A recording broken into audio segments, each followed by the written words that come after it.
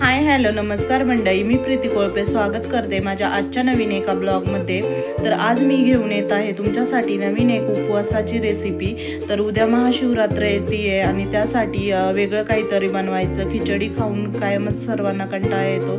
तर चला तर मग आज नवीन एक रेसिपी बघूयात। आज मी बनवणार आहे साबुदाण्याची भजे।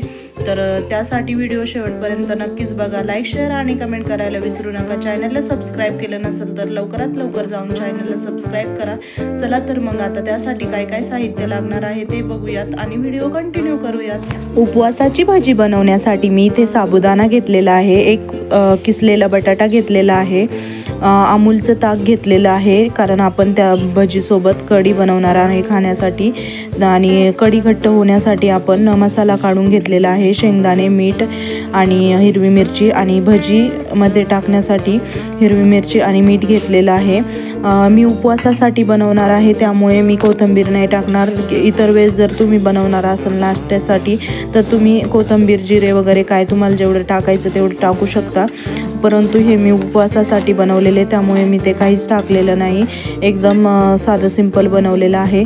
तर त्यासाठी मी साबुदाणा भिजून नव्हता घेतला त्यामुळे तो भाजून घेतलेला आहे थोडासा गॅसवर आणि त्यानंतर कढीची तयारी केलेली आहे। जो मसाला आहे तो मिक्सरला ग्राइंड करून घेतला त्यामुळे कढी घट्ट होते।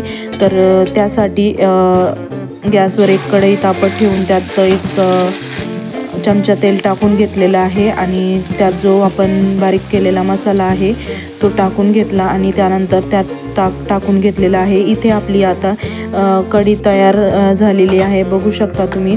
आता आपण त्याला एक उकळी काढून घेऊया म्हणजे आपली कढी पूर्णपणे खाण्यासाठी तयार आहे।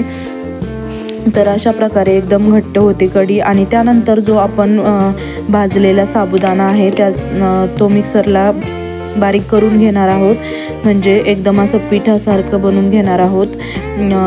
आणि त्यानंतर जे मीठ, मिरची चिरलेली घेतलेली आहे त्यामध्ये आपण ते बनवलेलं पीठ टाकून घेणार आहोत आणि जो किसलेला बटाटा आहे तोही टाकून घेणार आहेत आणि त्यानंतर थोडं जसं लागेल तसं पाणी टाकून व्यवस्थित असं मळून घेणार आहोत, जसं भज्याला पीठ मळतो तसं। आणि त्यानंतर गॅसवर एका कढईत तेल तापून घेतलेलं आहे आणि अशा प्रकारे भजी सोडून घ्यायची आपल्याला।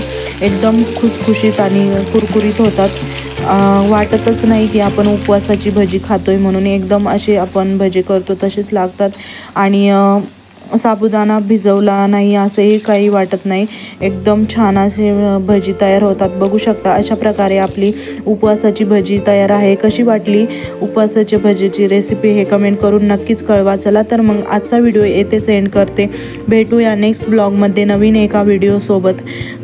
तोपर्यंत व्हिडिओ पाहिल्याबद्दल सर्वांचे मनापासून आभार, धन्यवाद, बाय।